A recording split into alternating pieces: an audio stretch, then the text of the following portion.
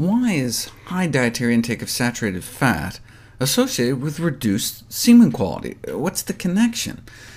Well, a significant percentage of the saturated fat intake in the study was derived from dairy products, and residues of industrial chemicals may bioaccumulate up the food chain into cow fat, and then some of these lipophilic, fat-loving chemicals may have hormone-disrupting abilities.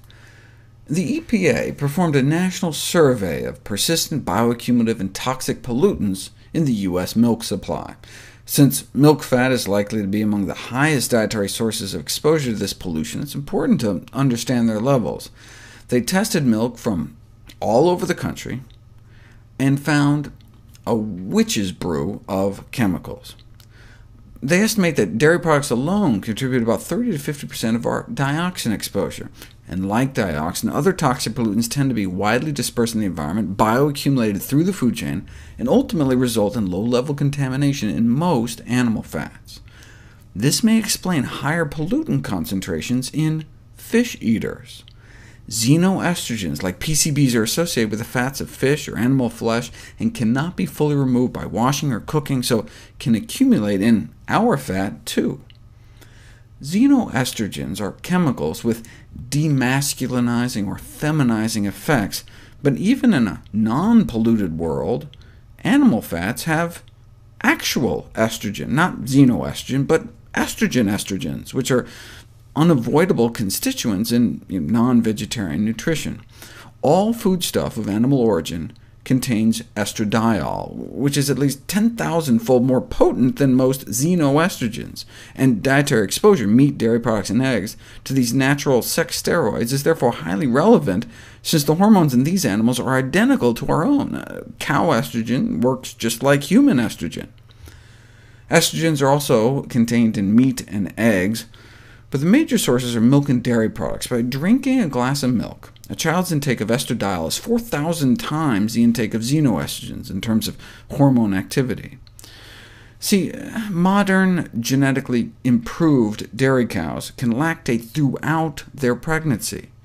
The problem is that's when the estrogen levels can jump as much as 30-fold. Though cheese intake has been associated with lower sperm concentration, dairy food intake has also been associated with abnormal sperm shape and movement. So this suggests that dairy intake may be implicated in direct testicular damage, and not just potential suppression of sperm production due to the estrogen. While milk products supply most of our ingested female sex steroids, eggs are a considerable source as well, contributing as much as meat or fish, approximately. I guess that could be expected, as eggs are produced directly in the hen's ovaries. Meat may also come hormone-enriched. In the U.S., anabolic sex steroids may be administered to animals for growth promotion, a practice banned in Europe 25 years ago. This study in New York found a progressively lower sperm count associated with processed meat consumption. But similar studies in Europe after the ban found the same thing. So it may not be the implanted hormones, but rather a consequence of other things in meat, such as the saturated fat, perhaps through cholesterol. We've known for decades that men with high cholesterol levels show abnormalities in their spermiograms. Decreased sperm concentration? About a third of the normal sperm movement and half the normal sperm shape.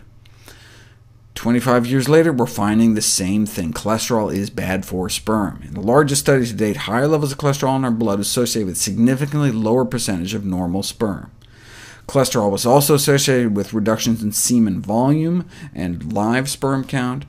These results highlight the role of fats in the blood in male fertility, and should be of concern given the rising prevalence of obesity and cholesterol problems. Though a healthier diet may be associated with healthier sperm counts, cholesterol-lowering statin drugs did not seem to help.